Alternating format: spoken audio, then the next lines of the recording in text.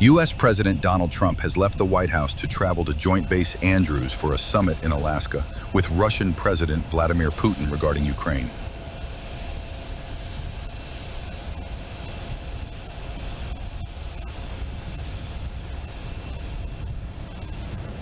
On board the Air Force One, Mr. Trump told reporters he is not going to Alaska to broker a deal on behalf of Ukraine, but said instead his goal was getting Mr. Putin to the table.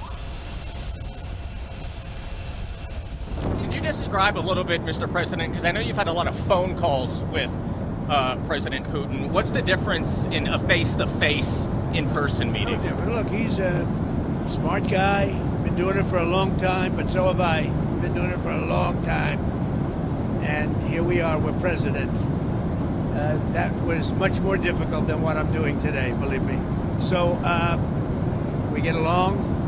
There's a good respect level on both sides. And I think, something's going to come of it. I notice he's bringing a lot of business people from Russia. And that's good. I like that because they want to do business, but they're not doing business until we get the war settled. Are you going to talk about business? When you talk business, we have the hottest country on earth. We have the hottest economy on earth. We have the hottest country. We just set a new stock market record again. We have hundreds of billions of dollars flowing in from tariffs. We're the hottest. We were a dead country, dead like doornails, a dead country. 1 year ago, we were dead as a doornail, and now we have the hottest country. And he wants a piece of that because his country is not hot economically. In fact, it's the opposite. And China's not doing well economically, but look, I want everybody to do well. The war's got to stop and the killing's got to stop. Mr. President, what are you stopping? Thank you for coming back to take questions. We saw that Russia continued its violence into Ukraine last night, launching even more drones. What did you make of that? I think they're trying to negotiate. He's trying to set a stage. I mean, in his mind, that helps him make a better deal. It actually hurts him. But in his mind, that helps him make a better deal if they can continue the killing. Maybe it's a part of the world. Maybe it's just his fabric, his genes, his genetics.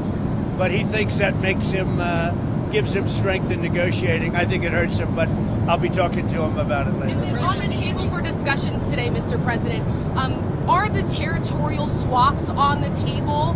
Will you be discussing that? They'll be discussed, but I've got to let Ukraine make that decision. And I think they'll make a proper decision. But I'm not here to negotiate for Ukraine. I'm here to get them at a table. And I think you have two sides. Look, Vladimir Putin wanted to take all of Ukraine. If I wasn't president, he would right now be taking all of Ukraine. But he's not going to do it. Mr. President, what did you mean? Just one thing. What about the possibility of the United States providing security guarantees to Ukraine? Maybe. Along with Europe and other countries. Not in the form of NATO, because that's not going to, there are certain things that aren't going to happen. But, along with Europe, there's a possibility of that.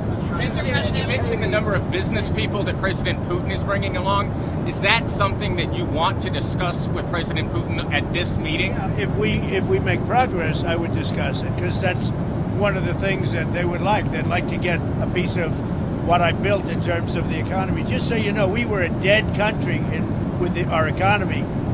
He wouldn't be interested. He wouldn't have been interested a year ago with the Biden economy.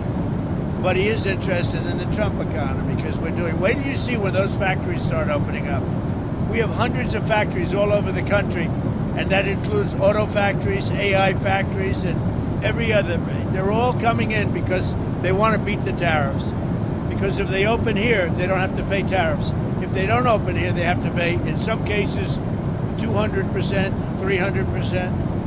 I haven't even set some of the tariffs yet. I'll be setting tariffs next week and the week after on steel and on, I would say, chips. Chips and semiconductors. We'll be setting sometime next week after. What rate are you looking at? What rate? Well, I'm going to have a rate that is going to be lower at the beginning. Then that gives them a chance to come in and build. And very high after a certain period of time. And if they don't build here, they have to pay a very high tariff, which doesn't work, so they'll come and build. Mr. President, hi.